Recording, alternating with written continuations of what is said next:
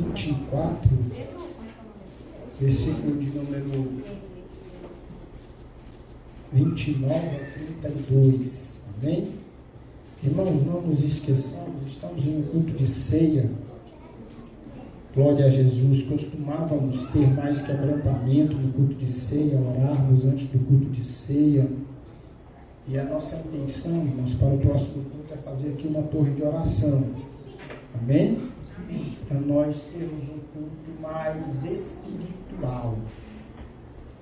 Um culto mais espiritual.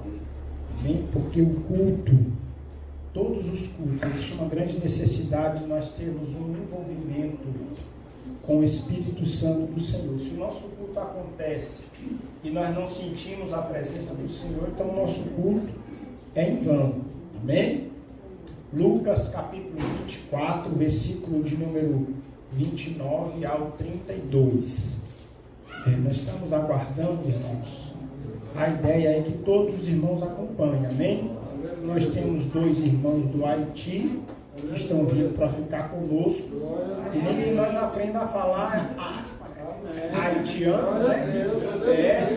Nem que a gente aprenda outro dialeto aqui, mas 24 o quê?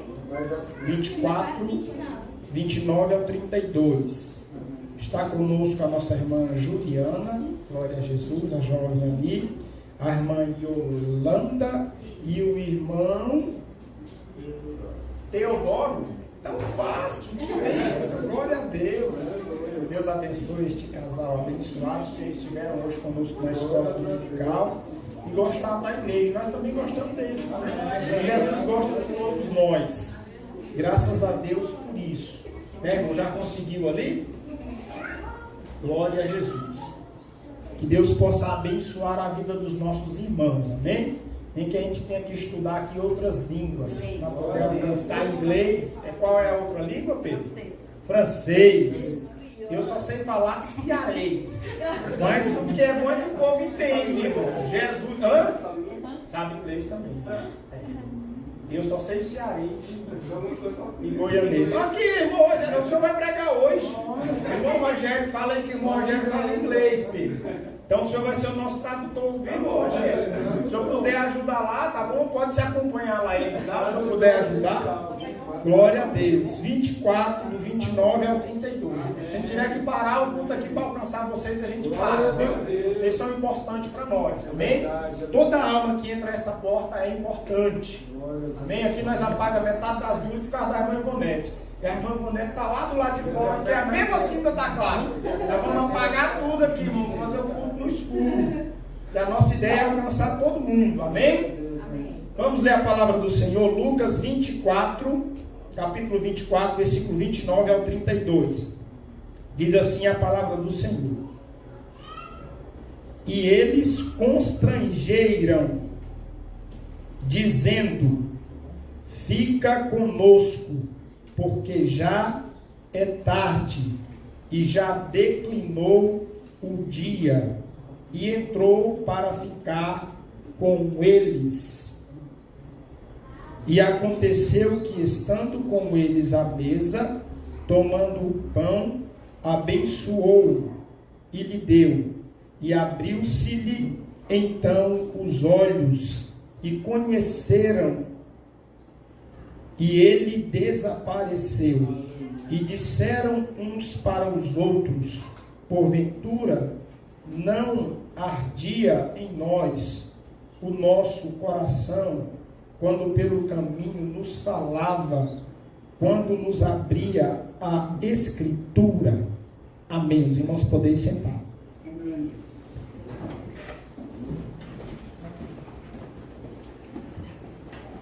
Meus irmãos, esta passagem é uma passagem importantíssima para este dia de hoje, tendo em vista a reconciliação que Cristo ele cria para a sua igreja nessa oportunidade.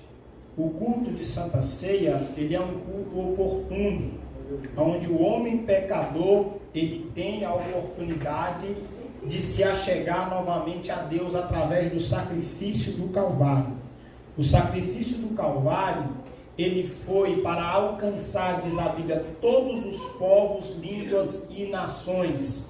E sem o conhecimento do sacrifício de Calvário, da pessoa de Cristo, nós não temos a capacidade de se achegar a Deus, porque Cristo, ele é a ponte que nos leva para Deus. A Bíblia diz que ele é o sumo sacerdote, aquele que pegou os nossos pecados e que tornou a nossa vida propícia em sacrifício a Deus. Por esse fato, esse texto, ele torna-se importante, porque estes homens que agora estão andando a caminho de Emaús, eles perderam o seu foco, eles perderam a sua identidade, porque esses homens são dois homens que iam a caminho de Emaús, discípulos de Jesus. Eles deixam de seguir a ordem quando Jesus, ele diz: eis que eu vou para o Pai, né? Eis que é chegada a hora que o Filho do Homem será entregue nas mãos dos escarnecedores, mas vocês permaneçam em Jerusalém, até que do alto vocês sejam revestidos de poder. Aí Cristo, ele morre, e a Bíblia diz que já era o terceiro dia, e esses homens não encontraram Cristo ressurreto. Então eles vão de volta ao caminho de Emaús. O que eu entendo com isso? Todas as vezes que nós nos distanciamos da promessa de Deus, nós estamos tendenciados ao fracasso, estamos tendenciados ao erro, porque não estamos dando sequência à ordenança de Deus para as nossas vidas. Emaús ficava a 11 quilômetros de Jerusalém. Emaús, a palavra Emaús, ela tem um significado no hebraico de fonte de água quente. O que nós entendemos, esses homens, eles deixam a fonte da vida, que era Jesus, e eles vão em busca de outras fontes. Quando nós, muitas das vezes, deixamos de fazer a vontade do Senhor, e buscamos os nossos próprios interesses, as nossas próprias vontades, e perdemos o foco que Deus pré-estabeleceu para as nossas vidas, aí então a gente começa a andar perdido, desvaído, sem rumo, porque nós não conseguimos enxergar o caminho que Deus estabeleceu para as nossas vidas. Então estão assim, esses homens andando errante no meio do caminho, como ovelhas que não têm pastor. Mas nessa noite nós temos a oportunidade de olhar para essa mesa e saber que por mim, por você, alguém pagou um alto preço para nos alcançar, e através desse sangue que ele derramou, nós temos a nossa redenção em Cristo Jesus, e temos um livre acesso diante do trono de Deus.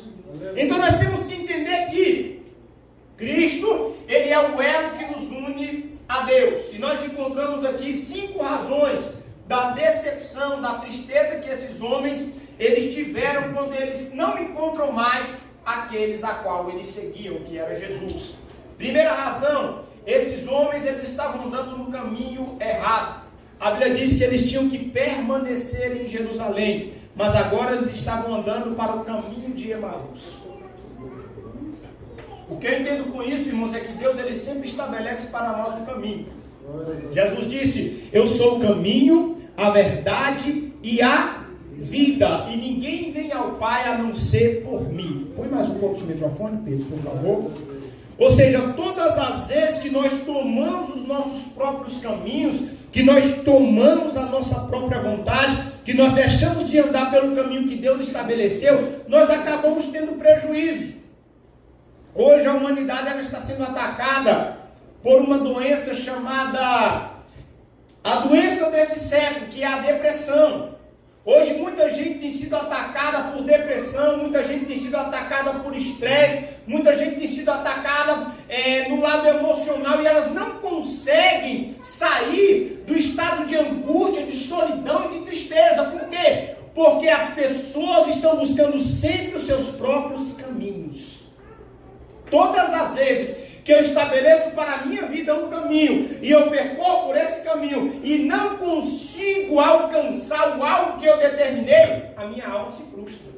O meu coração se entristece. A minha fisionomia, ela se desfalece, porque eu acreditava que eu chegaria ao final daquele caminho e eu teria resultado. Mas quando eu chego ao final e eu não vejo resultado, aí então eu me entristeço eu entro dentro de um casulo e eu começo a culpar as pessoas à minha volta quando a culpa é minha. Esses homens fizeram assim. Cristo disse: fica na cidade de Jerusalém, até que do alto vocês sejam revestidos de poder. Mas eles resolveram buscar os seus próprios caminhos.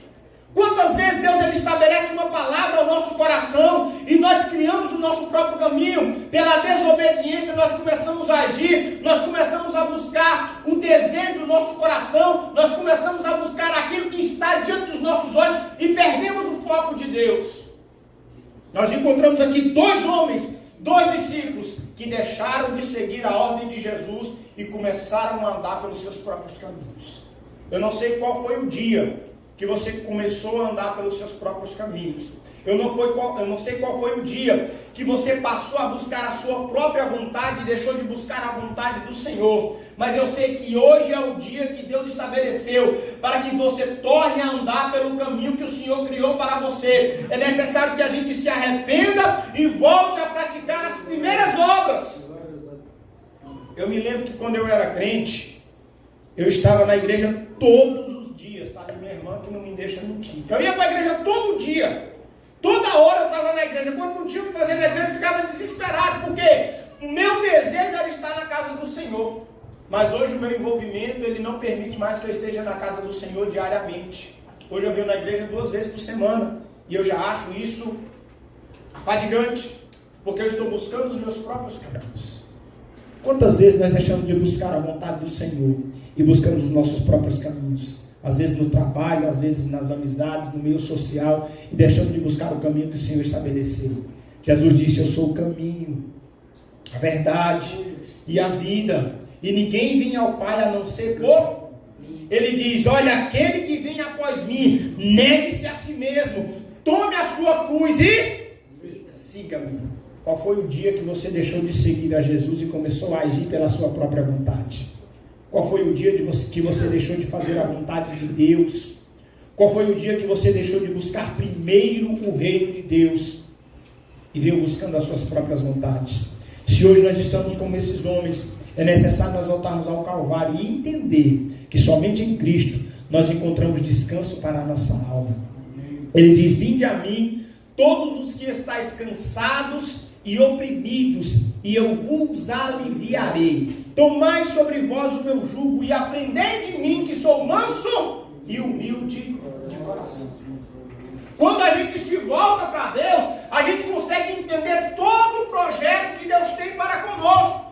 Mas quando a gente se distrai e começa a olhar para os problemas dessa vida, para as circunstâncias atuais, começa a olhar para o vento, começa a olhar para a tempestade, a gente perde o foco de Deus e começa a andar pelos nossos próprios caminhos, e com isso não temos resultado. Há quanto tempo você está vivendo sem resultado na sua vida? É necessário olhar para o Senhor, para Jesus, autor e consumador de nossa fé, e entender que Ele estabeleceu para a tua vida um caminho que você não pode se desviar dele. Segunda razão da decepção causada nesses homens é que eles não tinham conhecimento.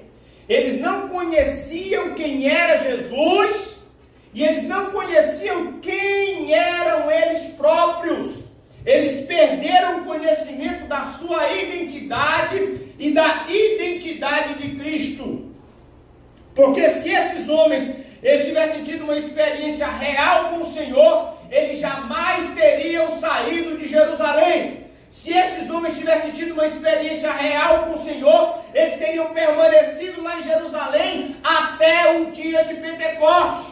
Mas quando Jesus morre, eles esperam, é o terceiro dia, e eles andando pelo caminho, Jesus para do lado deles, eles não conseguem conhecer que Jesus estava falando com eles, e eles disseram assim: porventura tu és estrangeiro nessa terra, e não entende que um grande profeta, um grande homem passou por nós, mas ele morreu, e já é o terceiro dia, e ele não ressuscitou. Quando as nossas esperanças se desvaiam, quando nós perdemos a esperança, é porque nós erramos o caminho e nós não conhecemos a Deus. Porque a Bíblia diz que aquele que conhece a Deus faz a sua vontade.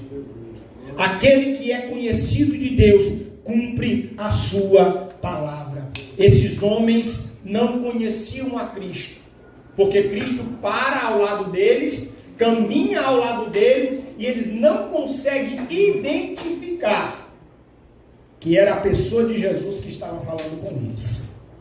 E aí, a terceira razão da decepção desses homens é que eles estavam arrasados emocionalmente. Eles estavam voltando. Tem um hino que diz assim: quem mandou largar a rede? A Bíblia diz que aquele que lança a mão no arado e olha para trás não é digno do Senhor. Quantas vezes nós retrocedemos na nossa caminhada, naquilo que Deus estabeleceu para a nossa vida? Eu já contei isso aqui aos irmãos, eu vou contar novamente. Os últimos 40 dias da minha vida eram para ter sido dias de desespero, irmãos. Dias de desespero. Eu vi tudo desmoronando, eu vi o mundo se acabando, caindo na minha cabeça. E eu olhava e dizia, só foi eu assumir a igreja que o negócio piorou. Eu tinha de tudo para dizer isso, eu poderia ter dito. Antes de assumir a igreja, eu estava indo tudo muito bem, mas eu estava vendendo na minha empresa além do que eu tinha estabelecido. Estava tudo super controlado, estava tudo dando muito certo. Aí eu assumi a igreja. Perdi uma moto, 0. Aí daqui a pouco parei de vender. Aí daqui a pouco o carro bateu no motor. Aí daqui a pouco. E adivinha o que eu fiz, irmão? Pergunta para mim o que eu fiz. Pergunta? O que o senhor fez? Permaneci. Permaneci, irmãos, porque a única coisa que nós devemos fazer quando a gente não sabe o que fazer, permaneça na presença do Senhor. Insista e creia que Deus vai te dar vitória. Esses homens, eles insistiram. Eles falaram, morreu. E é o terceiro dia. E ele não ressuscitou. Vamos embora. Vamos voltar a fazer o que a gente fazia antes, porque não deu certo. A gente largou tudo por ele. E agora ele foi embora e nem voltou mais. É necessário permanecer na presença do Senhor, porque ao seu tempo Deus dará o livramento. Aleluia. Aí fui lá no meu carro, consegui a moto. A irmã chegou e falou, pastor, só dividi quantas vezes? Eu paguei, foi à vista, rapaz. E você pegou dinheiro emprestado com ninguém? Com ninguém que eu peguei dinheiro emprestado. O Senhor mandou a providência porque Ele cuida daqueles que se envolvem com o projeto que Ele estabelece. Quantas vezes a gente deixa de viver, irmãos, aquilo que o Senhor quer que a gente viva por causa do probleminha. Eu estou cheio de problema, vai piorar a tua vida, meu irmão, porque tu está perdendo o foco de Deus, tu está deixando de ser usado por Deus. Tu quer me dar esse microfone aí? Ai, meu Deus, lá vem ele fazer eu perder o foco aqui, misericórdia. Aleluia, glória a Jesus. Irmão, sabe por que a gente está fazendo isso? Para a gente transmitir os nossos cultos. Não, vai ser para traduzir. Vai ser o quê? Para traduzir? Melhorou, então ficou mais legal esse negócio. Irmão, o último culto que a gente fez aqui, que eu preguei, o Pedro postou lá a mensagem, e em 2 dias deu 5.000 visualizações. Fiquei famoso, rapidinho, irmão. Eita, mas eu gosto da fama, tá ligado já, Pedro? Tá ligado já? Já tá traduzindo? Olá, que legal! Eu falo meio enrolado, tá? Glória a Jesus. Rapaz, mas Jesus é bom. Olha lá, Jesus é bom. Legal, cara. Dá glória, irmãos. Jesus falou assim, ó, você não precisa sair, não.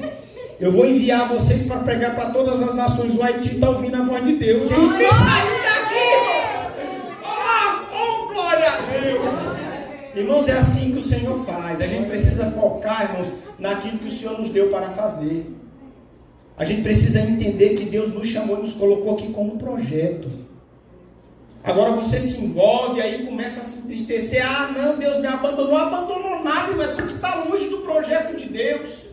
Esses homens estavam longe do projeto de Deus. E todas as vezes, escute isso, todas as vezes que a gente se distancia do projeto de Deus, acabei de me distanciar aqui, tem que vir para cá, né, Pedro? Todas as vezes que a gente se distancia do projeto de Deus, irmãos, o nosso emocional é arrasado. Sabe por quê? Porque o único que conhece o nosso coração A intenção do nosso coração é o Senhor. E todas as vezes que a gente foge do projeto de Deus, indo pela voz do nosso coração, nós somos enganados. Mas a Bíblia diz: entrega o teu coração, entrega o teu caminho, entrega os teus projetos ao Senhor, porque Ele esquadrinha o nosso rim, Ele conhece o nosso coração, Ele formulou. E se você se voltar para Deus, Ele não vai permitir que você seja atingido emocionalmente. Pode vir chuva, pode vir rio, pode vir tempestade, mas o Senhor, Ele te guarda. O Senhor, Ele te livra do mal. O Senhor te faz passar pela prova, glorificando o nome dEle. Aleluia. Esses homens estavam com o seu emocional arrasado, porque eles largaram tudo para trás, deixaram família, deixaram tudo, e falaram: vamos seguir a Jesus, porque Ele é o rei esperado, Ele vai tomar o governo dos romanos, e nós vamos voltar a reinar. Mas aí daqui a pouco, irmãos, ele vê que o reinado de Cristo não era nada do que eles tinham esperado. Daqui a pouco Cristo morre, e ele fala: nosso rei se foi, e agora? Eles criaram um projeto. Eles criaram um projeto, e o projeto deles não prevaleceu. E porque o projeto deles não prevaleceu, eles voltaram para trás. Quantas vezes, irmãos, nós fizemos um projeto? A gente até apresenta a Deus, né? Para poder jogar a culpa de Deus depois. Que a gente apresenta, para caso não dê certo, a gente fala: por que o Senhor não me ajudou? Irmão, para de apresentar projeto para Deus. Começa a dobrar o teu joelho e dizer assim: Senhor, o que o Senhor quer de mim? A gente apresenta muito projeto para Deus, irmão. Lá no céu tem um bocado de projeto arquivado lá, sabe por quê? Porque nenhum deles é o que Deus quer para a tua vida. Na hora que tu dobrar o teu joelho e dizer assim: Deus, o que o Senhor quer de mim nesse lugar? Deus, o que o Senhor quer fazer através de mim? Aí Deus vai te entregar um projeto na tua mão. Ele vai dizer assim: eu, Senhor teu Deus, eu creio em você, tanto querer como efetuar. Aí Deus, Ele coloca o desejo no meu coração, e Deus começa a trabalhar, as coisas começam a dar certo, e eu começo a glorificar a Deus. Porque os nossos projetos, irmãos, eles são falíveis. Os nossos projetos se destroem facilmente, mas o projeto de Deus permanece para sempre. Glória a Deus. Quantos de nós, irmãos, deixamos o projeto de Deus de lado para viver a nossa vida? Não, vou viver a minha vida. Viva a tua vida para lá. Aí tem o outro que canta assim, vai traduzir lá: deixa a vida me levar, vida leva.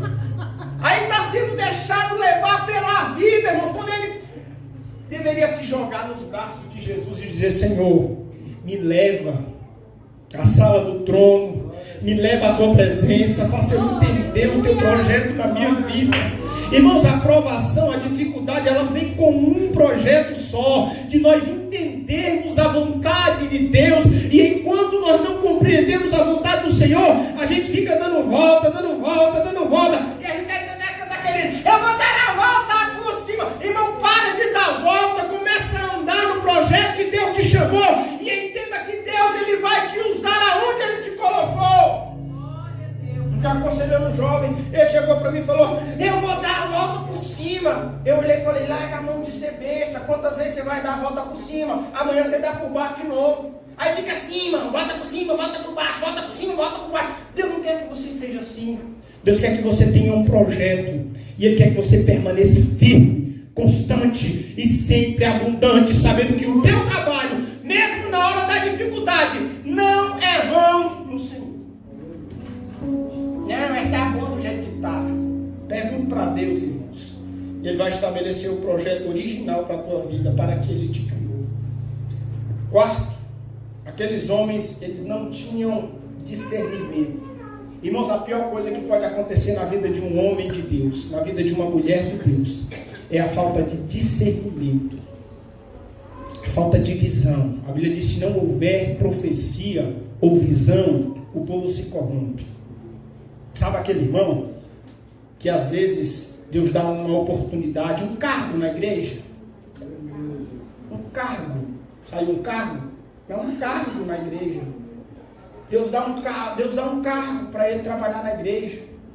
Aí ele não entende que aquela é uma oportunidade que Deus está dando para que ele cure o seu emocional, para que através dele pessoas sejam alcançadas, e ele veja Deus trabalhando na vida das pessoas através do trabalho dele. Isso é revigorante, irmãos, para a vida das pessoas. O apóstolo Paulo, ele olhava para as igrejas que ele tinha estabelecido, e ele esperava que aqueles irmãos apoiassem o ministério dele, e ele não via ninguém apoiando. Aí ele diz que no dia, aleluia, do seu julgamento, ele esperou uma grande multidão para acompanhá-lo, mas ele olha e ele não vê ninguém no dia do julgamento dele. Ele diz: todos me abandonaram. Mas ele olha lá no fundinho e ele vê Jesus sentado, e ele diz assim: mas naquele dia o Senhor me assistiu. Sabe o que é isso? É certeza da chamada, mesmo em meio à luta, mesmo em meio à dificuldade, mesmo que ninguém esteja olhando, a gente sabe que o Senhor está lá.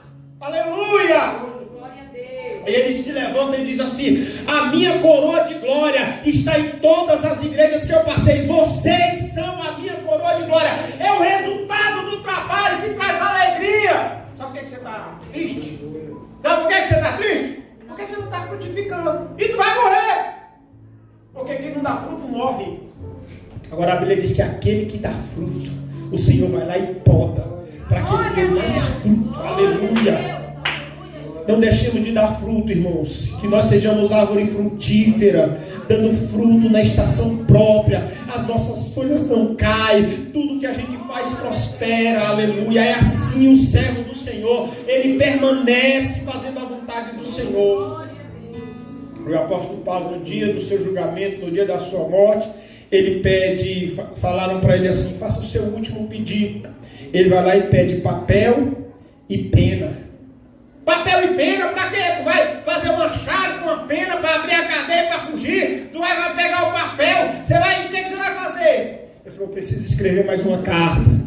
Aí ele diz assim: está chegando o dia da minha morte, está chegando o dia de eu descer à sepultura, mas em tudo eu me regozijo em Deus, porque eu cumpri com tudo o projeto de Deus na minha vida. Eu cumpri a carreira que Ele me propôs. Eu fiz da melhor maneira, de todas as formas, com alegria, servindo ao Senhor, entregando a minha vida para Cristo. Ele diz assim no final: combati o bom combate, acabei a carreira e guardei a... Qual foi o dia que você perdeu a sua fé, meu irmão? Porque a Bíblia diz que sem fé é impossível agradar ao Senhor. Será que a aprovação ela já sugou toda a sua fé e você não consegue mais acreditar que Deus é poderoso para fazer infinitamente mais do que aquilo que pedimos ou pensamos? Que nessa noite, irmãos, nós vamos de parar de nos prender aos nossos projetinhos, aos nossos probleminhas, e a gente consegue enxergar a glória e a vontade de Deus, porque ela permanecerá na nossa vida. Mas sabe o que é mais interessante? É que aqueles homens não tinham discernimento. Eles não conseguiam saber que era Jesus. Em alguma tradução, Jesus chama ele de nécio, chama ele de tolos, porque eles não conseguiam discernir que era o próprio Jesus que falava com eles. Lembra daquela vez que você ficou na dúvida se era Deus que estava falando contigo? Eu estou na dúvida que eu vou orar para Deus poder me responder. Se Deus falou, irmãos, você tem discernimento, você entende e ouve a voz de Deus. A Bíblia diz que a ovelha conhece a voz do seu pastor. O Senhor falou: eis-me aqui, Senhor, envia-me a mim. O Senhor falou que eu cumpra, Senhor, aquilo que o Senhor me mandou fazer. Me dê força, me dê coragem, me ajuda, porque eu tenho essa e essa dificuldade. Ele conhece todas elas, e algumas foi Ele mesmo que colocou, para você entender que você necessita dele. O apóstolo Paulo chegou e falou: Senhor, tira de mim este espinho da carne.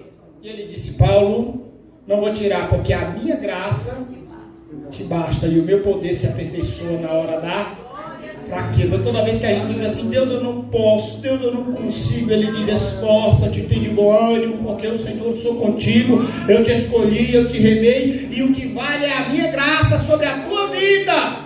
Mas se a gente perde a fé, irmãos, a gente perde a graça. Sabe aquele crente sem graça? Eu não posso falar que está gravando, né? Não. Crente sem graça. Crente sem graça. Ele é uma coisa muito sem graça. Eles não tinham discernimento. Apesar de conhecerem as profecias bíblicas a respeito de Jesus, não conseguiram entender que a cruz era um caminho para a glória de Cristo. Quantas vezes nós deixamos de entender que a cruz é um caminho para a glória? Que a aprovação é um caminho para a aprovação? Que a dificuldade é um caminho para a vitória? Que o problema é um caminho para a conquista? Quantas vezes que a gente deixa de entender isso? Eles entenderam isso aqui, eles não sabiam que era apenas parte do processo. A cruz é apenas parte do processo. A cruz é apenas parte do processo. Só se vive o propósito quem passa pelo processo. Se você não passou pelo processo completo, irmão, você nunca vai ver o propósito. Agora, se você está no processo, todos podem olhar para você e dizer: caiu de novo, não conseguiu, eu sabia que ele era um derrotado, eu sabia que ele não ia conseguir. Você levanta a sua mão e diz assim: eu sei que tenho crido e sei que comigo Deus tem um propósito. Deus me torne capaz de cumprir esse propósito. Mas sabe o que é mais interessante? E é o que eu quero falar para os irmãos, começar a pregar. Jesus, ele entra para a casa daqueles homens, e a Bíblia diz que ele chega ali e ele parte. E agora eu queria que você entendesse isso, porque esse é um momento simbólico. A Bíblia diz que se você cair, ele te levanta. A Bíblia diz que todas as vezes que nós nos reunimos no nome do Senhor, ao partir do pão, nós anunciamos a morte do Senhor até que ele venha. E todas as vezes que nós anunciamos a morte do Senhor, nós entendemos que ele morreu por nós e que ele nos tornou digno de alcançar coisas grandes e extraordinárias que nós não conhecíamos. A Bíblia diz que Jesus entrou na casa desses homens, versículo de número 30, ele entrou na casa desses homens, ele se assentou com eles à mesa e ele partiu o pão. O partir do pão, ele é uma simbologia. E Jesus, no partir do pão, ele dizia assim, Lucas 22, 19, a última ceia, ele dizia: este é o meu corpo que é partido por vós. Fazer isso todas as vezes em memória. Todas as vezes que nós partimos o pão, a nossa memória, ela tem que estar diante do Senhor. E quando nós fazemos memória do Senhor, nós entendemos que aqui é lugar de renovo espiritual, nós entendemos que aqui é lugar de abundância de vida, nós entendemos que aqui é lugar de alegria, aqui é lugar de cura, aqui é lugar de perdão de pecado, porque essa é a memória que o Senhor nos trouxe. A Bíblia diz que ele se assentava no meio dos pecadores. A Bíblia diz que ele entrava na casa de publicanos e de fariseus e ele dizia assim: hoje veio salvação a esta casa. Meu irmão, não sei como você entrou aqui, eu não sei como está a tua vida diante de Deus, mas eu quero te dizer que ao partir do pão, Deus ele trará novidade para a tua vida. Deus ele fará coisas grandes e firmes que você não conhece, porque o momento que nós partimos o pão, nós entendemos que a memória de Cristo, ela traz coisas que este mundo não consegue trazer. A Bíblia diz que Jesus se assenta à mesa e que ele parte o pão. E diz: este é o meu corpo que é partido por vós. O ato de partir o pão faz-nos compreender duas coisas. Duas coisas. Primeiro, nós reconhecemos Jesus como Cristo. Sabe o que é reconhecer Jesus como o Cristo? É reconhecer que ele é o ungido de Deus para nos salvar e para tomar a afronta que seria para nós. A palavra Cristo, ela é ligada apenas à pessoa de Jesus. No latim, Christus, derivado no grego de Christos, que significa ungido, que por sua vez deriva-se no hebraico Machia, que significa o Messias, aquele que é ungido como Messias para sofrer maus tratos e zombarias e perseguições em lugar do outro. O profeta Isaías dizia: ele foi ferido pelas nossas pisaduras ele foi humilhado por causa dos nossos pecados.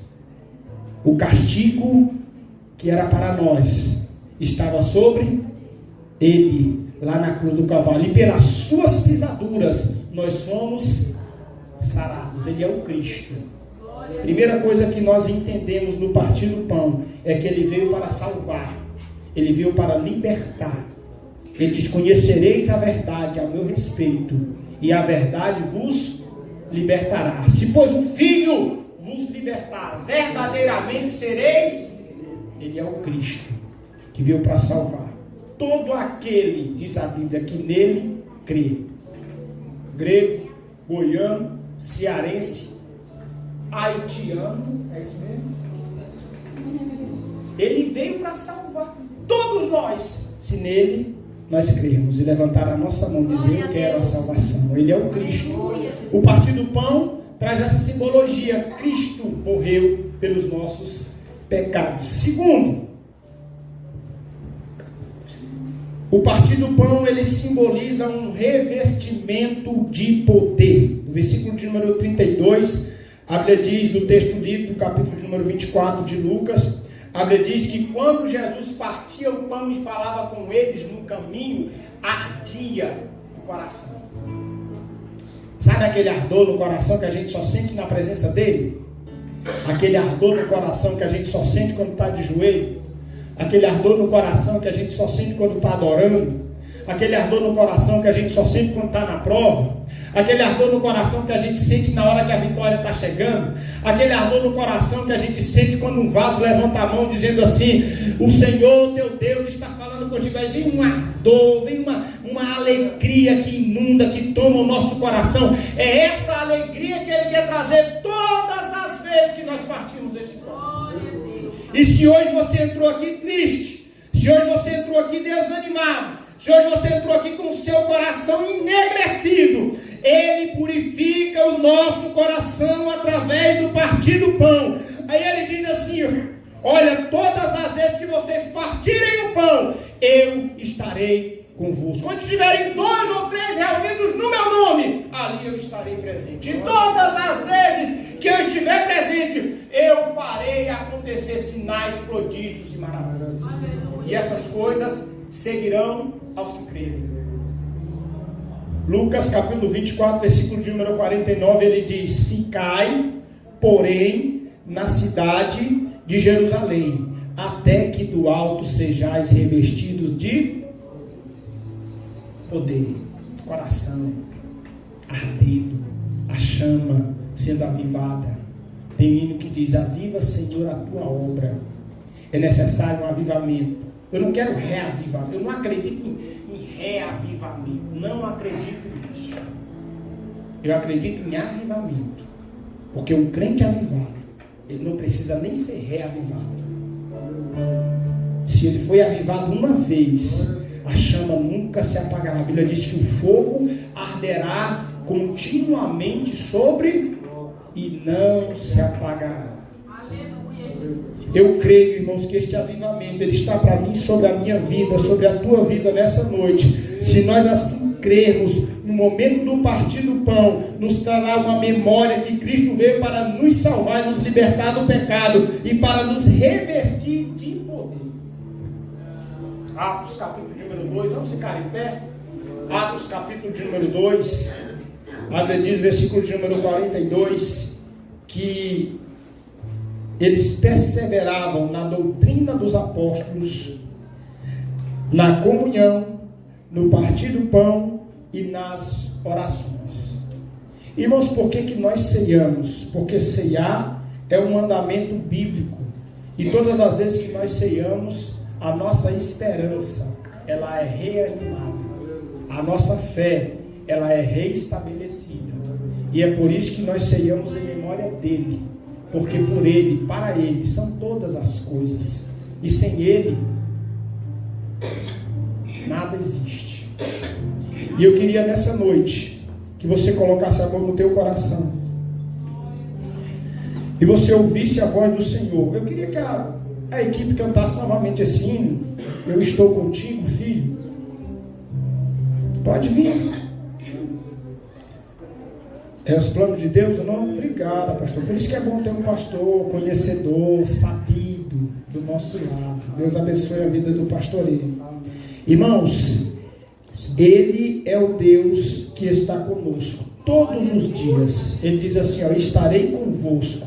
Mas morreu, não interessa. Mas ainda não ressuscitou. Mas eu estarei convosco todos os dias, até a consumação dos séculos. Ouça a voz do Senhor dizendo assim para você nessa noite: eu estou contigo, filho. Mas pastor, eu escorreguei, pastor, eu vacilei, pastor, tem um mês que eu não venho na igreja, tem uma semana que eu não venho na igreja. Ouça a voz do Senhor dizendo: eu estou contigo, filho. Eu te tomo pela mão direita, eu restabeleço a tua força, eu te dou graça, eu te ungi, eu te escolhi, tu és meu, aleluia! Sinto o Espírito de Deus renovando a chama no teu coração, aleluia! Oh, Espírito Santo, aleluia! Tu pode todas as coisas, meu Senhor. A tua vontade prevalece sobre a nossa vida.